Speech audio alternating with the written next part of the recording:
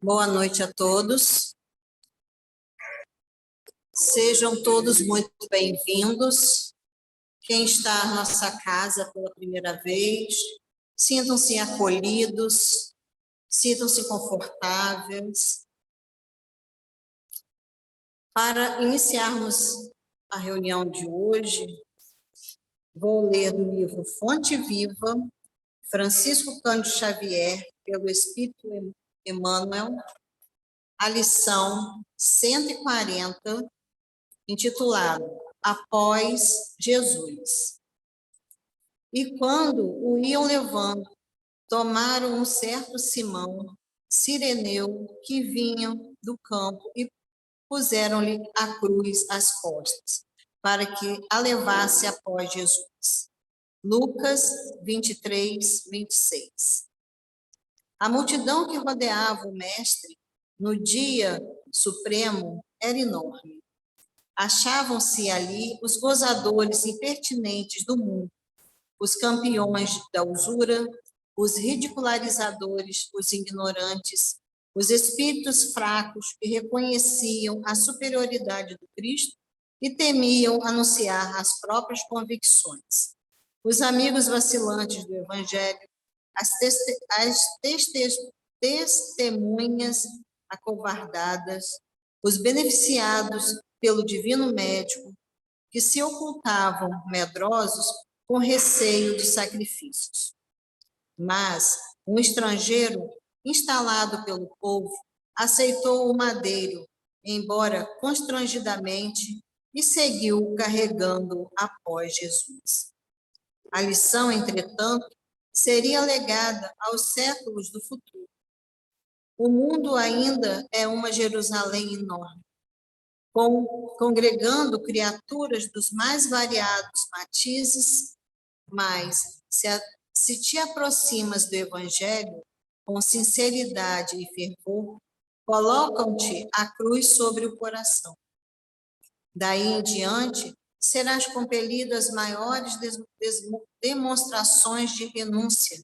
Raros te observarão o cansaço e a angústia. E, não obstante a tua condição de servidor, com os mesmos problemas dos outros, existirão espetáculos e humildade e resistência, heroísmo e lealdade ao bem. Sofre e trabalha, de olhos voltados para a divina luz. Do alto, descerão para o teu espírito as torrentes invisíveis das fontes celestes, e vencerás valorosamente. Por enquanto, a cruz ainda é o sinal dos aprendizes fiéis.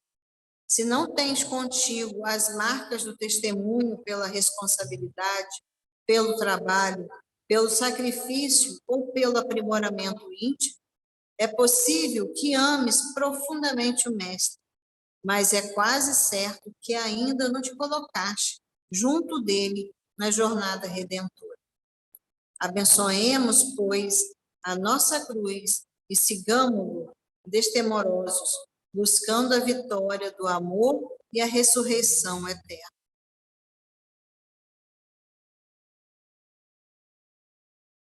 E assim, vamos elevar nossos pensamentos, cada um com o seu jeitinho de chegar até o Cristo, e vamos orar. Orar ao Senhor, orar pela essa casa bendita que nos sustenta e que nos dá tanto entendimento nessa vida de Cristo. Jesus, Mestre querido, que aqui se encontra em nossos pensamentos e em nossos corações. Fazer com que seja derramado sobre nós o seu manto de luz, de amor.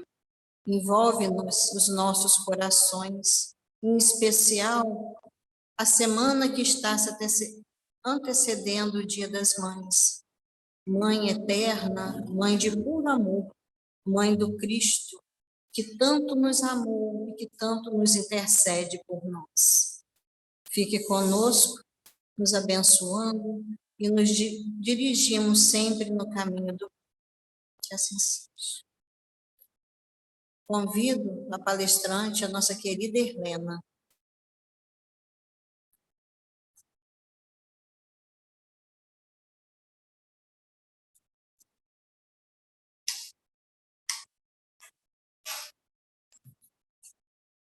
Boa noite a todos. Mais uma vez, sejam muito bem-vindos à nossa casa.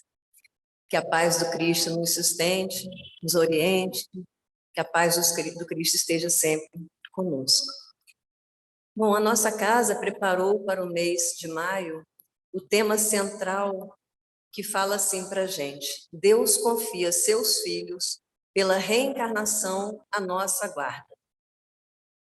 E essa fala, ela vem baseada num trecho do Evangelho segundo o Espiritismo, que traz assim para a gente: Ó espíritas, compreendei o grande papel da humanidade. Compreendei que, quando produzis um corpo, a alma que nele encarna vem do espaço para progredir, inteirar-vos dos vossos deveres, tal a missão que vos está confiada. Esse trecho se encontra no Evangelho segundo o Espiritismo, no capítulo 14, no item 9, que tem como título Honrai a vosso pai e a vossa mãe. Então, quando a casa pensa num tema a ser estudado no mês, ela traça também um objetivo. Qual que é o objetivo desse tema? É fazer com que a gente reflita sobre o papel dos genitores ao receberem pela reencarnação espíritos com outras vivências anteriores, ensinando os que estão na Terra para se aperfeiçoarem, aprendendo o amor a Deus e ao próximo. Então, a nossa direção doutrinária dividiu em alguns subtemas o mês de maio, trabalhando, aprofundando um pouco melhor essa colocação. Então, no domingo passado, nós tivemos a reencarnação como grande papel da humanidade para o progresso moral. Hoje, o que nós vamos refletir está em cima do título O Dever do Espírita de aproximar de Deus a alma reencarnada. E ainda teremos o lar e a educação para o aperfeiçoamento do espírito, que fizestes do filho confiado à vossa guarda, a doutrina espírita e o conhecimento da lei natural, o egoísmo e o orgulho, as maiores chagas da humanidade, a vontade e o futuro espiritual, e fechando o mês, gratidão a Deus. Então, como o nosso tempo é um pouco curto, nós trazemos aqui alguns trechos das obras que são passadas para nós como uma bibliografia sugerida. Mas a gente sempre coloca no alto do slide qual a referência, de qual obra, qual capítulo, porque aquele que se interessar em pesquisar, em ler, em estudar um pouco mais, tem essa referência colocada ali. Então, nós vamos começar com um livro que tem o título Jesus e o Evangelho à luz da psicologia profunda, na lição intitulada Amor Filial.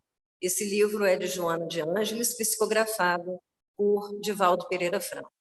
E Joana começa colocando para a gente que a constituição de uma família não é resultado de acidente biológico, mas de uma programação que lhe precede a estrutura física e social.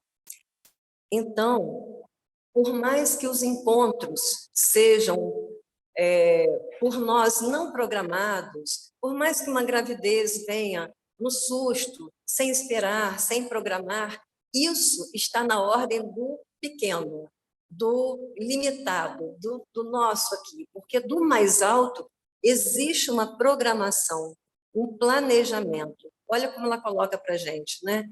Uma programação que lhe precede a estrutura física e social, ou seja, essa programação dessa reencarnação, ela é pensada, ela é planejada, ela é organizada com antecedência. Por mais que nós possamos olhar para determinada situação e achar assim, mas gente, mas isso não estava programado. Não estava programado aos nossos olhos, ou até de forma consciente. Mas isso já estava ali na nossa história. Isso já estava ali planejado pelo mais alto.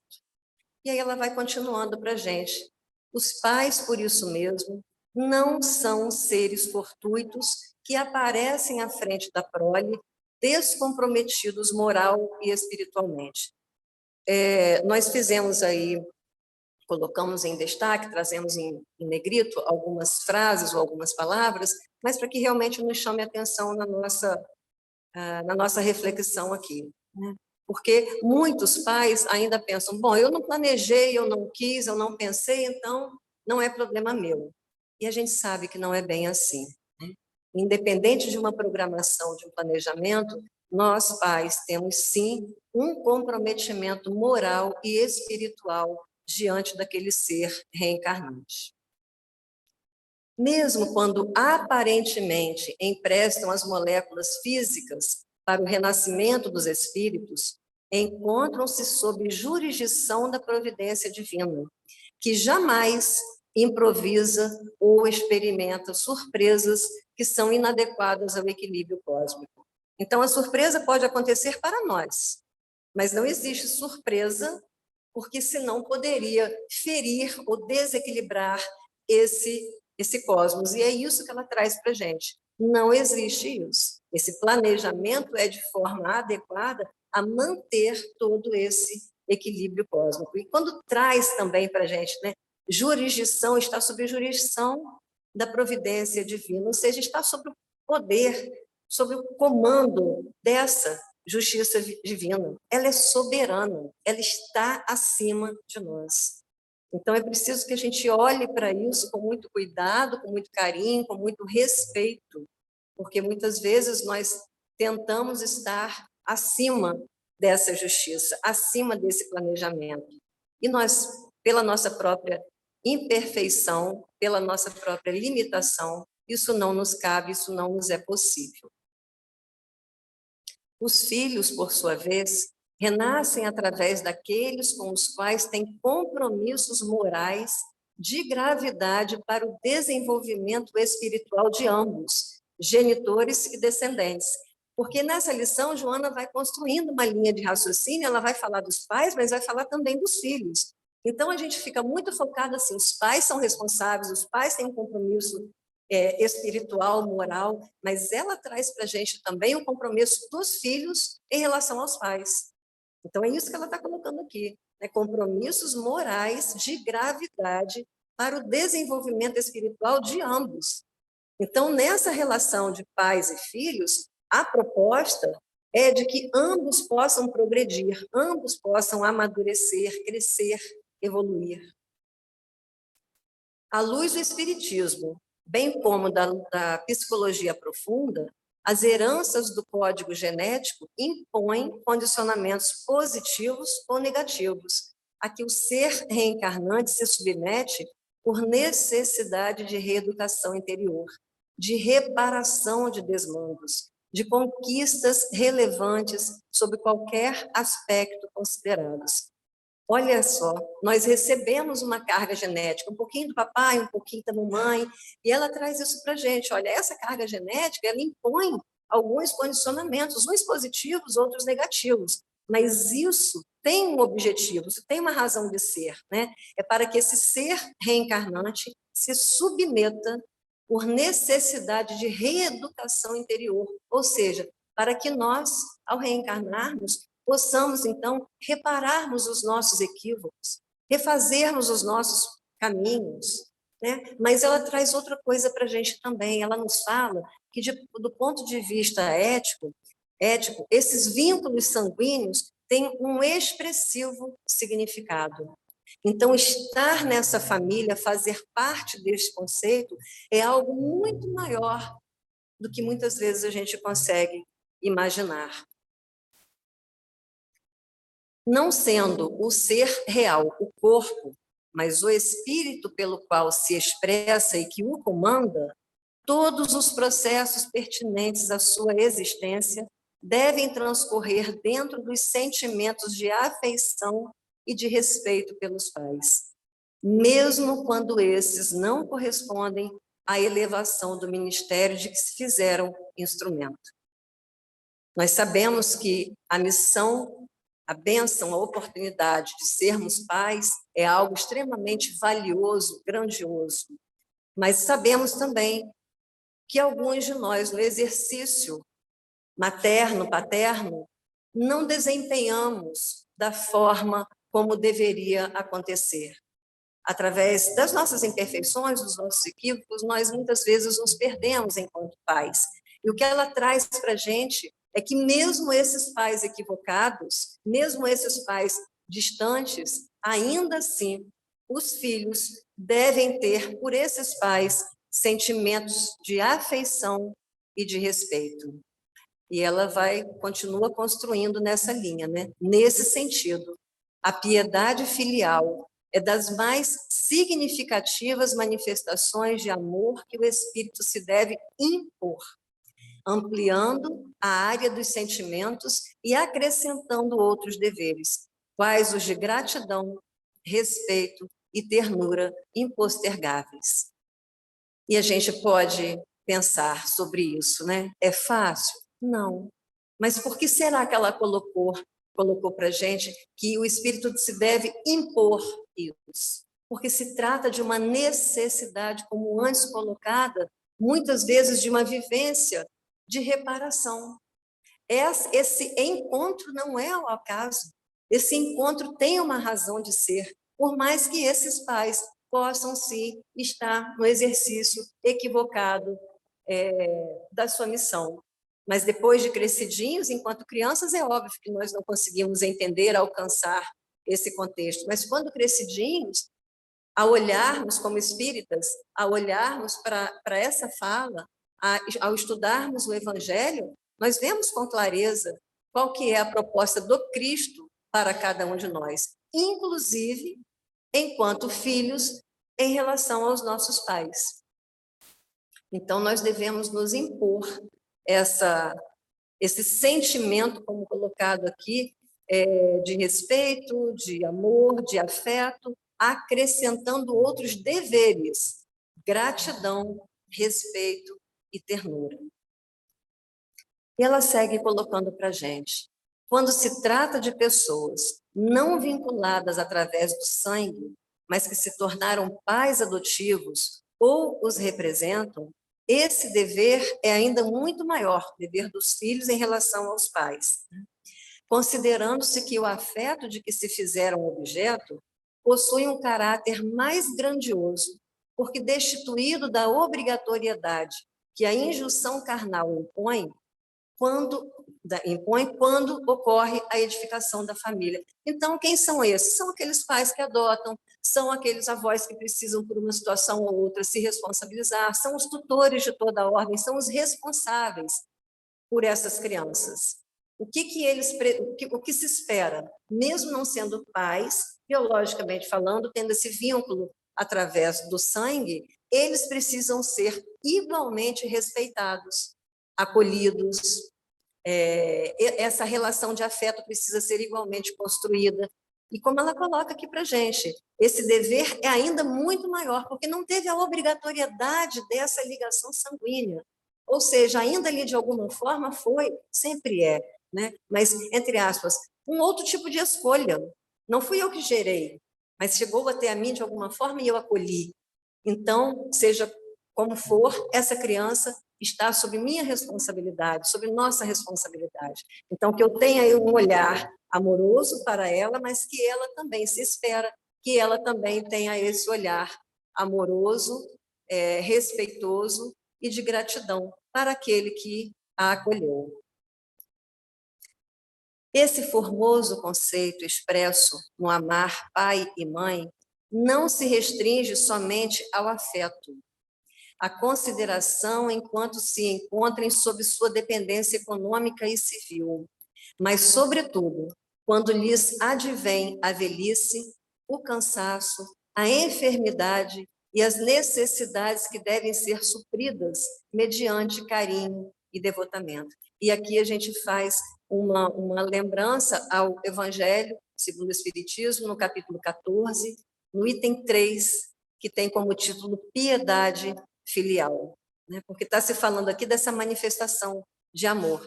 E esse capítulo do Evangelho traz de forma muito clara, muito linda, muito profunda, essa relação de filhos com pais, de pais com filhos. Então, essa piedade filial é muito importante que a gente leia sobre ela, conheça sobre ela, para que a gente possa ali se colocar como filhos e também ter essa visão enquanto pais.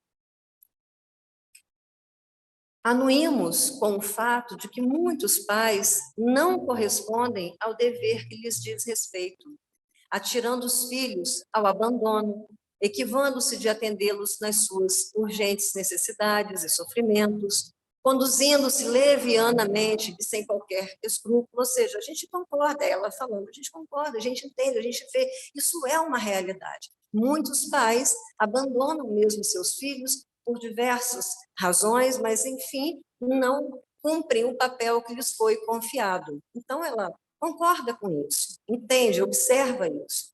Todavia, diz Joana, essa conduta enferma não justifica que aqueles que a sofreram ofertem a mesma moeda de ingratidão e o equivalente pão amargo de desrespeito, a fim de não derraparem pela rampa da loucura e da perversidade. Olha que coisa séria, né? Porque, de início, talvez a nossa primeira reação enquanto filhos abandonados, deixados de lado, não cuidados de alguma forma, é de não querer estar perto, é de uma certa revolta, é de uma rebeldia, né?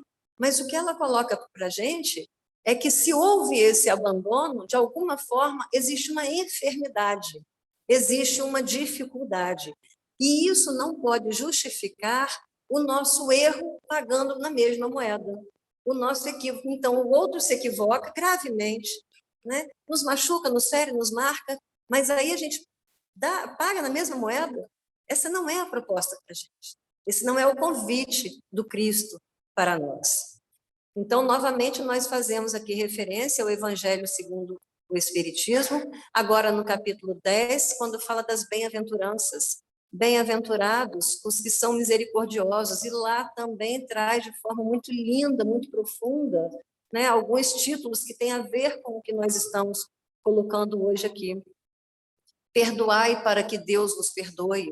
Reconciliação com os adversários. Não julgueis para não serdes julgados. Perdão das ofensas. A indulgência. Então, são temas que estão no Evangelho, na parte que fala das bem-aventuranças, que se enquadram certinho aqui. Nós não podemos devolver da mesma forma aquilo que nós recebemos. O nosso desafio é fazer diferente, é fazer melhor. E para isso, nós precisamos nos equipar de recursos que nos garantam essa possibilidade, esse exercício. E o Evangelho é um desses recursos importantíssimos, fundamentais para a nossa caminhada. O mandamento maior, preconizado por Jesus, recomenda que o amor deve ser incessante e inevitável, coroando-se de perdão pelas ofensas recebidas.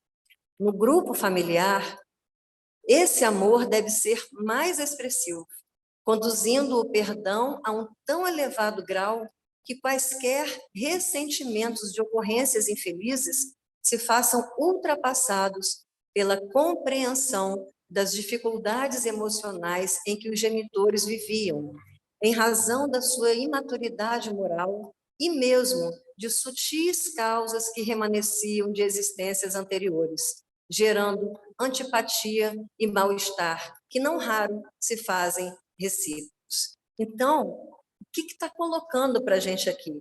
Lembrando que todos nós somos imperfeitos, como pais, como filhos, como companheiros, e que nesse grupo familiar, né, é preciso que esse ajuste, na realidade, ele se forma para que esse ajuste possa ser feito.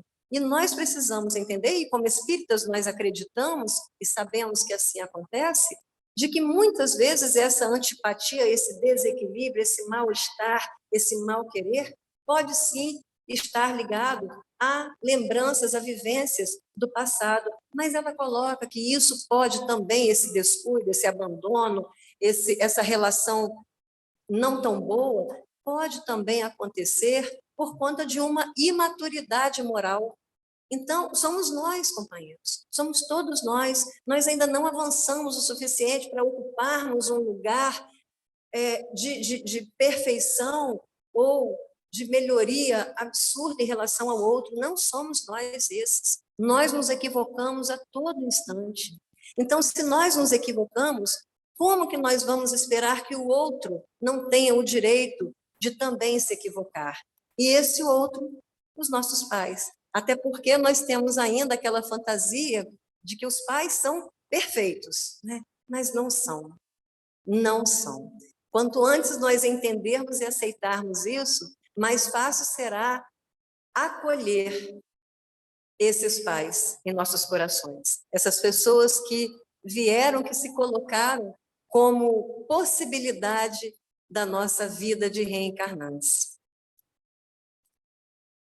Há famílias desagregadas em clima de permanente perturbação, nas quais as lutas encarniçadas se fazem entre os seus membros, não poupando ninguém.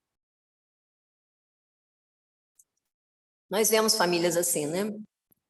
Que os irmãos não se entendem com os pais, que tem problemas com os avós, que não tem nenhuma afeição pelos tios, a família toda numa só desarmonia, né? E vive numa permanente perturbação. Ocorre que nelas o campo de batalha das reparações espirituais se apresenta organizado, a fim de que os litigantes compreendam a ditosa oportunidade de estarem juntos para se ampararem uns aos outros, se desculparem pelas ofensas que se permitiram anteriormente, encontrando um novo rumo emocional para a experiência da felicidade. E aí a gente pode ficar um pouco incomodado. Como assim Joana fala que nesse clima de uma família em permanente perturbação, o campo de batalha dessas reparações espirituais se apresenta organizado? Se a gente vê tudo bagunçado, tudo fora do lugar, uma desarmonia só, um desequilíbrio só, é briga para todo canto, é desentendimento a toda hora, como que isso pode estar organizado? Estar desorganizado aos nossos olhos. Está organizado pelo planejamento do mais alto. Esse encontro de almas que ali estão ainda no exercício do desequilíbrio, da desarmonia, tem como fundamento maior, como base maior ali, uma organização por trás de tudo isso, promovendo esse encontro, fazendo com que essas criaturas, que esses membros, possam ali juntos se ampararem, se desculparem, no exercício mesmo da desarmonia, do desequilíbrio, das discussões, nessa vivência, nessa aproximação, porque nós não sabemos. Se hoje vivem assim, nós não sabemos de onde vieram, certamente numa situação muito pior. Então, aos nossos olhos, as coisas se apresentam ainda, as relações se apresentam ainda de forma desorganizada, sofrida sim, mas existe uma organização, um planejamento do mais alto em relação a todos nós, em relação a essas famílias que aos nossos olhos se apresentam aí no campo de batalha. As famílias, por isso mesmo, nem sempre são ditosas ou harmônicas, constituindo agrupamentos de difíceis entendimentos, por faltarem os instrumentos da paz, que cada membro desconsiderou em outra oportunidade, mas que agora retornam em carência. É isso. Todos nós que temos as nossas dificuldades em família, as nossas dificuldades de acerto, de equilíbrio, estamos aí passando por esses entendimentos de difícil de conseguir um entendimento, né? É difícil a gente conseguir isso daí, mas porque nos faltou e ainda nos falta instrumentos da paz. Muitas vezes nós tivemos oportunidades antes e as desperdiçamos e fizemos mau uso. Então agora nós precisamos rever esses pontos, experimentar outras relações de formas, às vezes, um pouco mais dolorosas para valorizarmos e para fazermos uso desses instrumentos da paz. E assim sendo, cada espírito renasce, não no grupo da própria afetividade entre corações generosos e dignos. Seria muito a nossa vontade, o nosso desejo, seria muito mais fácil para a gente, né? Renascer entre corações generosos e dignos. Mas renascemos no clã onde temos necessidade de nos aprimorarmos. Pela paciência, pela resignação, pelo silêncio e pela bondade, preparando-se para o enfrentamento com os demais grupos sociais nos quais deve desenvolver os objetivos superiores da existência.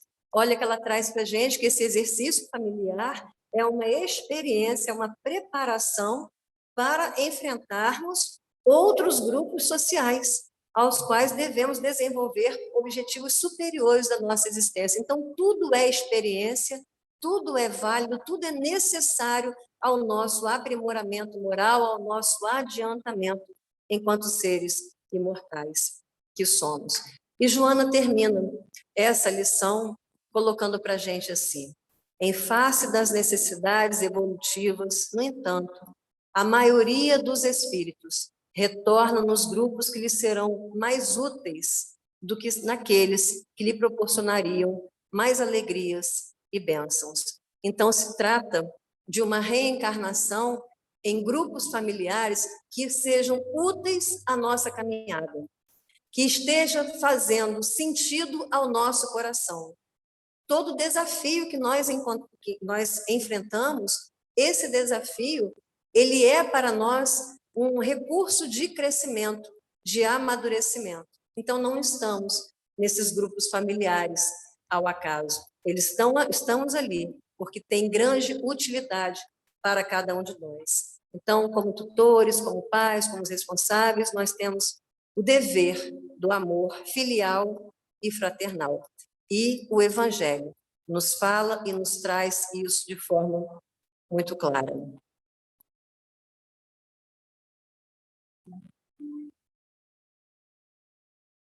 Seja, porém, qual for o tipo de família em que cada ser se encontre, cumpre-lhe o dever do amor filial e fraternal, para bem desincumbir-se das tarefas que ficaram na escuridão dos erros transatos. Então, aqueles equívocos do passado, hoje se apresentam nessa constituição familiar, para que nós possamos desenvolver, aprimorar o nosso amor, conhecer de fato que amor é esse que nós somos convidados a sentir e a vivenciar.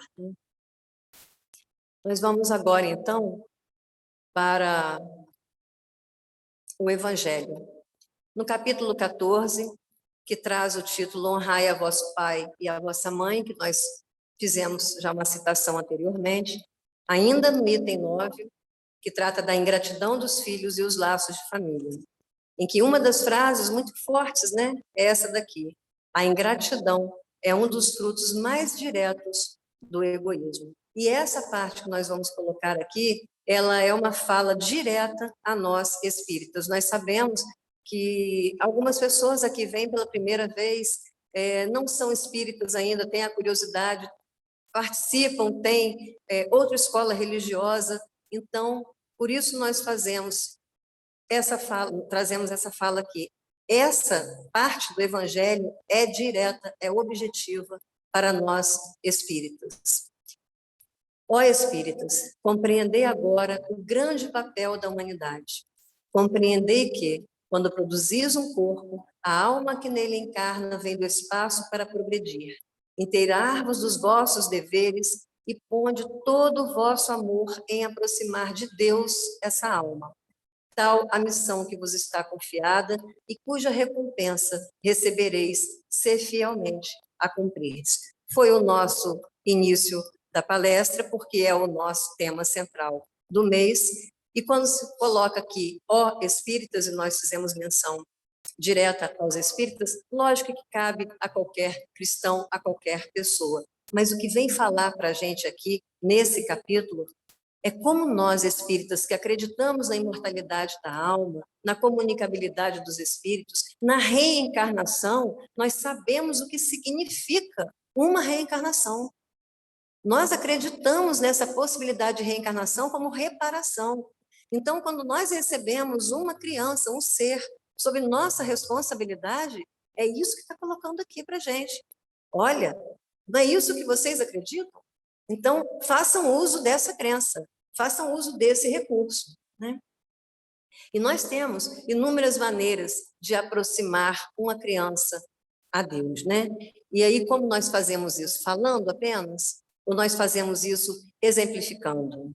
Nós temos aí, na Casa Espírita e também em outras escolas religiosas, a evangelização infanto-juvenil. É fundamental para o crescimento, para a evolução desse ser, dessa criança, estar em contato desde cedo com o Evangelho, mostrando a ela, falar, colocar aqui, como traz para a gente, né, da gente compreender esse grande papel e aproximar de Deus as nossas crianças, é para trazer esse Deus que é um Deus Pai, de justiça, de amor, de caridade. Não aquele Deus que castiga. Não faça isso que Deus não gosta. Não faça isso que Deus castiga. Nós não podemos usar mais esse tipo de linguagem.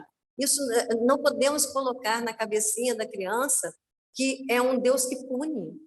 São outros tempos, é uma outra crença, é uma outra vivência. É um Deus de amor, de justiça e caridade. Quem melhor que os pais para falar sobre isso, para exemplificar sobre isso?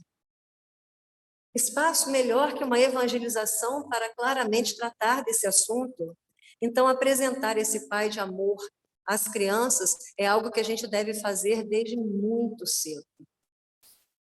E aí, no capítulo que é longo, e nós trouxemos algumas partes, né, apenas, traz para a gente assim: os vossos cuidados e a educação que lhe dareis auxiliarão o seu aperfeiçoamento e o seu bem-estar futuro. Lembrai-vos de que a cada pai e a cada mãe perguntará a Deus: que fizestes do filho confiado à vossa guarda? A tarefa não é tão difícil quanto vos possa parecer. Não exige o saber do mundo. Podem desempenhá-la assim o ignorante no sentido daquele que desconhece, né? Podem desempenhá-la assim o ignorante como o sábio. E o espiritismo lhe facilita o desempenho, dando a conhecer a causa das imperfeições da alma humana. Foi o que nós acabamos de falar, pela crença da espiritualidade, da imortalidade da alma, das reencarnações, não é mais fácil da gente explicar por que nós vivemos determinadas situações, o porquê das diferenças, o porquê das dores em um, de forma tão sofrida, tão forte, tão desde cedo, em que outros não aparentemente não vivem aquilo. Todas essas diferenças que nós vemos, que são gritantes aos nossos olhos, como explicar isso se não for à luz da doutrina espírita? Então, isso que ela traz para a gente, o espiritismo facilita o desempenho, dando a conhecer a causa das imperfeições da alma humana. Somos todos nós, ainda muito comprometidos com a lei, muito imperfeitos. E aí a gente lembra também o Livro dos Espíritos, na questão 100 em diante, que trata da escala espírita, para a gente saber lá, esses espíritos imperfeitos que somos, como que se desenha, quais são as características, como que se mostra. É importante a gente estar conhecendo, porque na realidade nós vamos estar nos conhecendo, né? Então, falar, quando coloca aqui os vossos cuidados e a educação que lhe dareis auxiliarão no aperfeiçoamento. Essa educação é educação moral. Falar de como se relacionar, de como conviver. Nós temos tido, já há muitos anos, visto problemas muito sérios na escola, desde da fase muito infantil ainda, de crianças muito pequenas. Nós vemos o bullying acontecendo de forma muito cruel. Onde é que estão esses pais que não estão vendo isso? Ou se estão vendo, não estão tratando disso. É de educar almas que se trata a nossa missão, a nossa responsabilidade, né? Um mundo que está cheio ainda, muito cheio de preconceitos. Quanta dor, quanto sofrimento, quanta vida perdida por conta de preconceito, pelo desrespeito às diferenças. Cadê nós, pais, educando os nossos filhos para um mundo melhor? Onde estamos que não estamos vendo o que essas crianças estão fazendo, o que os adolescentes estão fazendo? Ou eles estão sendo, de alguma forma, resultado do que nós somos de verdade? Porque podemos aparentar uma coisa bem diferente do que de fato somos. E a criança nos observa, muito mais que observar, ela nos segue no exemplo. Então, nós temos aí uma grande responsabilidade pela frente, né? Desde pequenina, a criança manifesta os instintos bons ou maus que traz da sua existência anterior. A estudá-los, devem os pais aplicar-se. Todos os males se originam do egoísmo e do orgulho. Espreitem, pois, os pais os menores indícios reveladores do germe de tais vícios e cuidem de combatê-los, sem esperar que lancem raízes profundas. Desde pequenina, porque a gente olha aquele bebezinho tão pequenininho, tão frágil, tão delicado, tão, né, tão fluffy para a gente fica olhando, né, e a gente se perde, porque ele vai crescendo e mostra, como colocado aqui, desde bem pequeno, mostra os instintos. E a gente fica assim, é uma fase, é só uma hora, ele agora está com sono, ele agora está irritado. Nós vamos dando desculpas, mas nós não observamos que ele está assim, aquele bebê, aquela criancinha, que é um ser imortal, está se mostrando como de fato é. Então, é o que Joana coloca para a gente precisa cuidar de combater esses instintos não tão bons, essas tendências não tão boas quando observadas por nós. Quando os pais ont feito tudo o que devem pelo adiantamento moral de seus filhos, se não alcançam êxito, não têm de que se inculpar a si mesmos e podem conservar tranquila consciência, porque também tem isso, tem aqueles pais que se dedicam, que fazem de tudo, que observam, que estão ali no contorno de toda e qualquer situação que se apresente, mesmo assim, aquele espírito se mantém de alguma forma no equívoco. Então, o que é trazido para a gente é que sim, se fizemos tudo que estava ao nosso alcance, precisamos entender que ainda faz parte da história daquele ser, aquele tipo de escolha, aquela caminhada.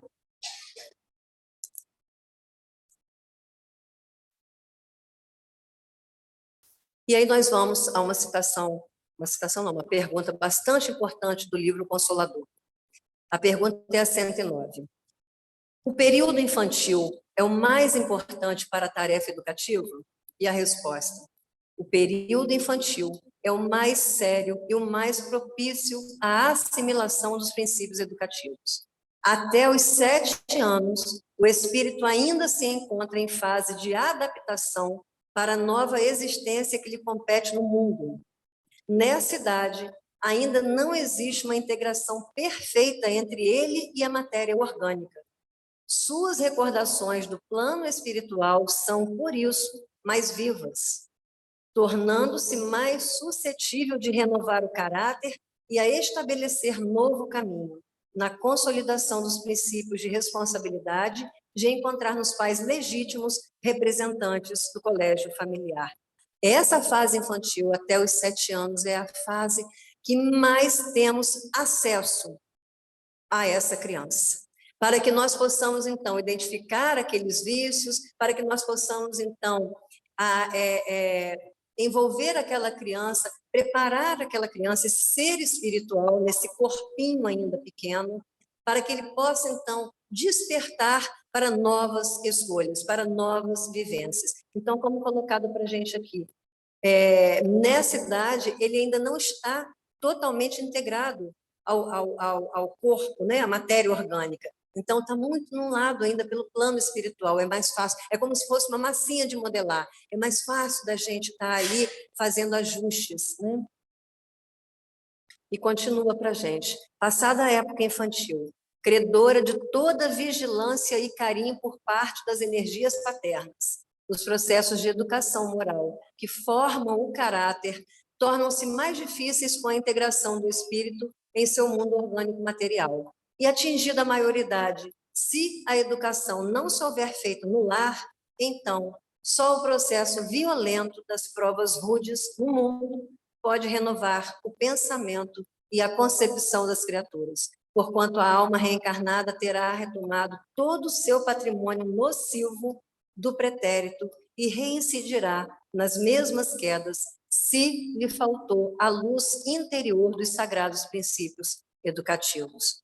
Olha que coisa séria esse período infantil para a gente, que oportunidade bendita, abençoada que nós temos de estarmos ali, como colocado, vigilantes, colocando todo o nosso carinho, todo o nosso empenho na formação do caráter desse ser que renasce sobre nossa responsabilidade.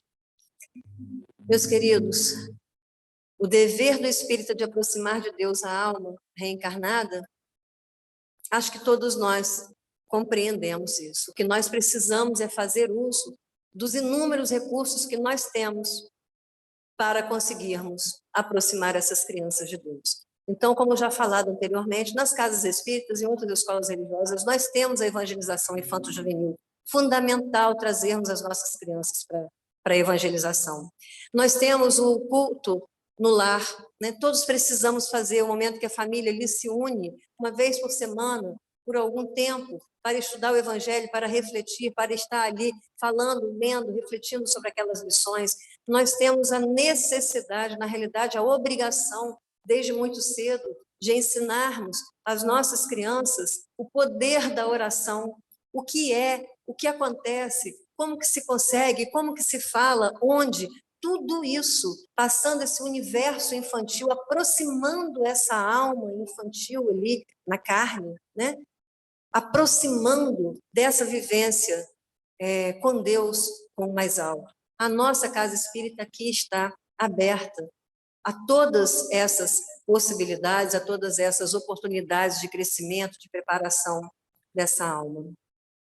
Então, que nós possamos pensar em tudo isso que o mês, na realidade, o mês de maio, nos oferece como recursos para a reflexão da nossa responsabilidade enquanto pais, enquanto tutores, para que nós possamos cuidar melhor das nossas crianças, para que nós possamos honrar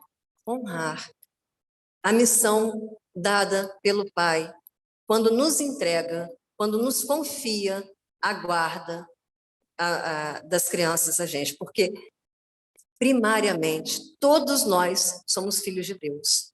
Antes de recebermos os nossos filhos, esses filhos são filhos de Deus. Então, entregues a nossa confia, o Deus confia a guarda deles a nós, isso é muito sério. E eu gostaria de falar que esse tema, especialmente, me trouxe uma emoção diferente. Voltar a estudar, refletir sobre isso, no momento em que eu e minha família estamos vivendo, nós vamos receber Bela, minha primeira netinha, por esses dias, então, estudar sobre esse tema, ler essas orientações, foi algo que, para mim, trouxe uma felicidade, uma alegria, um fortalecimento assim, muito, muito feliz, né? Muito bacana de sentir.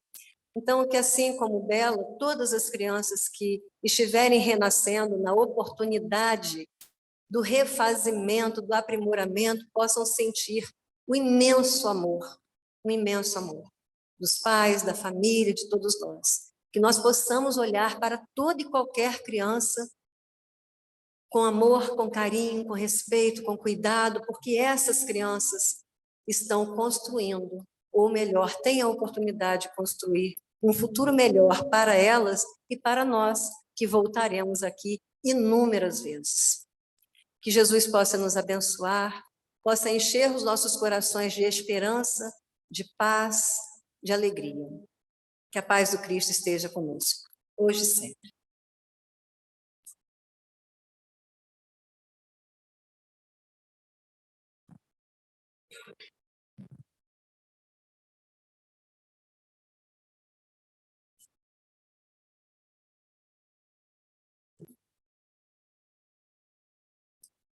Obrigada, Irlena, pelas belíssimas palavras, por uma reflexão tão profunda que a gente está passando nesse momento, né? Nesse mês de maio, que está aí chegando o Dia das Mães, né? E falar em Dia das Mães, nós convidamos a todos que visitem o nosso bazar ali, né? Para que no dia da festa, né? Dia das Mães é todo dia, possa estar levando um presentinho, uma lembrancinha e também ajudar a nossa casa, né? Ajudar a pagar as contas, né? Que todo mundo necessita. Então, fica aí à vontade para estar visitando o nosso bazar. Temos também a nossa livraria também, que tem obras belíssimas, né? E agradecendo também aos que contribuíram para as nossas sacas das assistidas, que é em torno de 80 senhoras que, nesse mês de maio, elas recebem tipo um sacolão, né, de alimentos. Então, graças a Deus, as sacolas já estão completas, já. Então, agradecemos aí de coração quem doou para nós. E